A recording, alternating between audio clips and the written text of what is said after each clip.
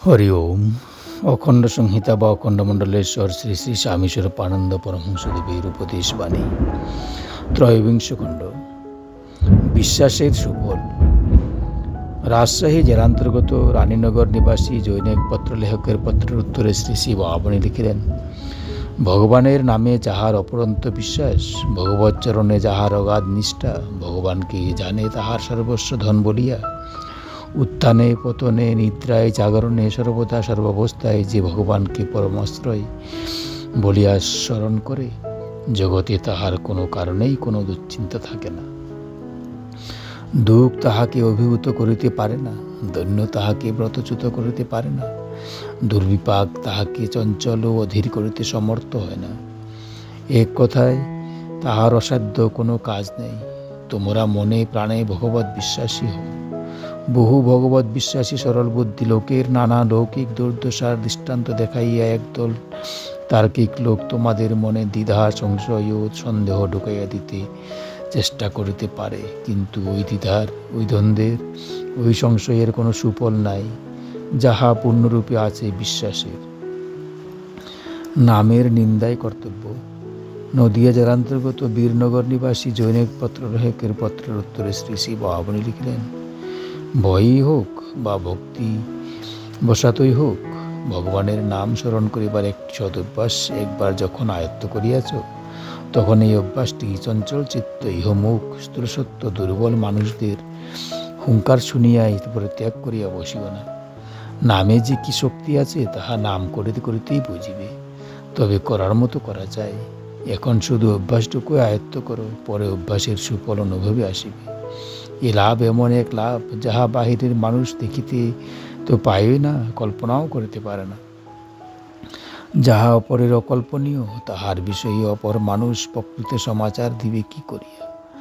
যাহারা নামের মধুকে আস্বাদন করে নাই, তাহারা যখন নামের নিন্দা করিতে আসে, তখন বাল ভাষণ ভাবিয়া উহা উপেক্ষা করিও, রাগ করিও না, দুঃখ পাইও না। যাহারা ভগবানের নামের নিন্দা গ্লানি করিতেছে, কালো বা পরশু বা তরশু বা যুগ যুগ পার হইল, তাহারা একদিন নামের মহিমা প্রচারে গদগদ ভাসী হইবেই, ইহা সুনিশ্চিত। বিজ্ঞান মানুষকে বিচারপরায়ণ করিয়াছে, ইহা সভ্যতার প্রতি শত্রুতা নহে, ইহা স্বাভাবিক। যাহার যে যুক্তি আছে সে তাহা দিয়াই নামের নিন্দাই বরং করুক, কিন্তু একদা তাহার যুক্তি তাহাকে নামের অনুরাগী করিবে। যুক্তি তখন মুক্তিপথের সোপান হইবে। কাহাকেও নাস্তিক বলিয়া ঘৃণা করিও না। সৎচিন্তা ও নাম। বর্তমান জেলান্তর্গত কালনা নিবাসী জৈনিক পত্রলেখকের পত্রের উত্তরে শ্রী শ্রী বাবামণি লিখিলেন, সৎচিন্তার মৃত্যু নাই। একদিন যে সৎ চিন্তাটি করিয়াছ, তাহাই প্রতিদিন করিতে থাকো।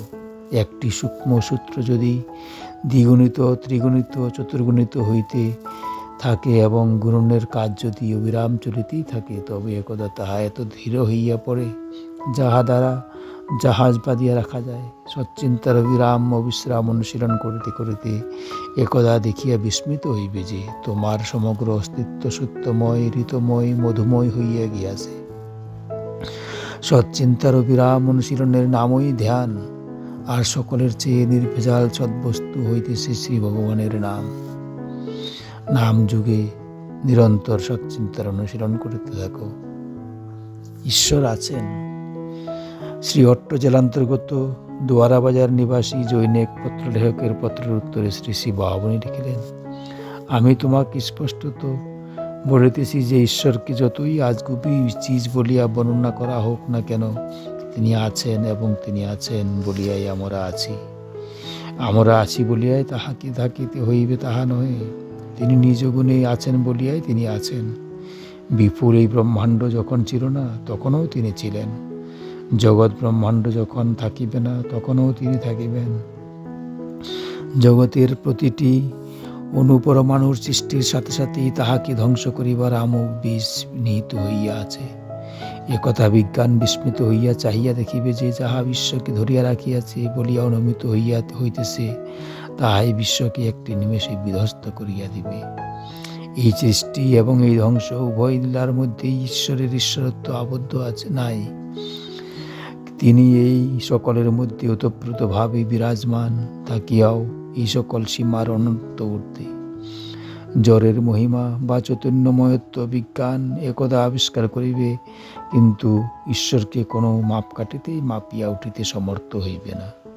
এইখানে ঈশ্বরপ্রেমিক ভক্তিবাদী সাধকের একনিষ্ঠ আত্মসমর্পণের চরম বিজয়। তাহা কোনো বিতর্কে প্রবেশ করে না, তর্কাতর্কে এড়াইয়া তাহা চলে, কিন্তু নিজ বিশ্বাসে সেই অনন্তকাল সমপরিমাণ নির্ভরশীল থাকে। আধুনিক একটা গল্প করি, যেই গল্পটা প্রাচীন উপনিষদীয় ঋষিরা রচনা করেন নাই, করিয়াছে তোমার আমার মতন অতি সাধারণ লোক। দেবরাজ ইন্দ্রের সভায় সকল দেবতাদের সমবয়স ঘটিয়াছে। দেবরাজ ইন্দ্র দেবগুরু বৃহস্পতিকে জিজ্ঞাসা করিলেন, গুরুদেব, ওই যে একটি অত্যুচ্চ আসন দেখা যাইতেছে, যাহাতে এমনকি ব্রহ্মা বিষ্ণু বা মহেশ্বর পর্যন্ত আরোহণ হইতে সাহস পাইতেছেন না, যাহাতে কেহ সমাসীন বলিয়াও প্রদিষ্ট হইতেছে না, সেই আসনটি কাহার? কেহ কি সেই আসনে বসিবেন না? দেবগুরু বৃহস্পতি বললেন, বৎস, ওই আসনটি শূন্য নয়। ওই আসনটিতে যিনি আছেন, কোটি কোটি ব্রহ্মাণ্ডে অনন্ত কোটি সত্য সহস্রাব্দী জুড়িয়া একমাত্র তিনিই আছেন। ইন্দ্র বললেন, প্রভু, কথাটা বুঝিতে পারলাম না। আপনার বাক্যামৃত আমার নিকটে হেয়ালির মতো ঠেকিতেছে। বৃহস্পতি মৃদু হাস্য করিয়া বললেন, বৎস ইন্দ্র, একটু মনোনিবেশ করো। সঙ্গে সঙ্গে ইন্দ্রের অন্তরের অনুভূতির ফোয়ারা যেন খুলিয়া গেল। তিনি লক্ষ্য করলেন, তাহার মন, প্রাণ, আত্মা, ইন্দ্রিয়গণ এবং সমগ্র দেহ যেন ওই শূন্য আসনের ভিতরে প্রবেশ করিয়া লুপ্ত হইয়া গিয়াছে। ইন্দ্র আর্তস্বরে চিৎকার করিয়া বলিতে লাগিলেন, হে প্রভু, ইহা কি হইল? আমি কোথায় গেলাম? হায় হায়, আমি কোথায়? হায় হায়, আমি প্রকৃত প্রস্তাবে কি? আমি কি দেবতা? আমি কি মনুষ্য? আমি কি গন্ধর্ব? আমি কি কিন্নর, নাকি অন্য কিছু? বৃহস্পতি বললেন, ক্ষমতায় যদি কুলায়, তবে অন্য দেবতাদের পানেও তাকাও বৎস, দেখো তাহাদের অবস্থাটা কি। ইতিমধ্যে অন্যান্য দেবতারাও ইন্দ্রিয়ের অনুকরণে ওই বিশাল উদ্দেশ্যে উপস্থিত শূন্য আসনের পানে তাকাইতে হঠাৎ চিৎকার করিয়া বলিতে লাগিল, তাই তো, আমাদের দেহ, মন, প্রাণ, আত্মা, অস্তিত্ব, বোধ শক্তি সবই যে ওইখানে প্রবিষ্ট হইয়া যাইতেছে। আমরা এমন কোথায়? কে আমাদের গ্রাস করিল? আমরা প্রকৃত প্রস্তাবে কে? দেবগুরু বৃহস্পতি বললেন, বৎসগণ, তোমরা সেই এক ও অদ্বিতীয় পরমেশ্বরের সহিত এক হইয়া গিয়াছ। যিনি আছেন বলিয়াই তোমরা আছো। যিনি না থাকিলে তোমাদের অস্তিত্ব ও অনস্তিত্ব উভয়ই সমার্থবাচক হইত। দেবগুরু বৃহস্পতির কথার প্রতিধ্বনি করিয়া আমি তোমাদিওকে এই আশ্বাস দিতেছি যে ঈশ্বর আছেন, সুতরাং বিরুদ্ধবাদীদের নানা উপদেশ মৃদু হাসিয়া শুনিয়া যাও, তর্কারণ্যে প্রবেশ করিও না। হরি ওম।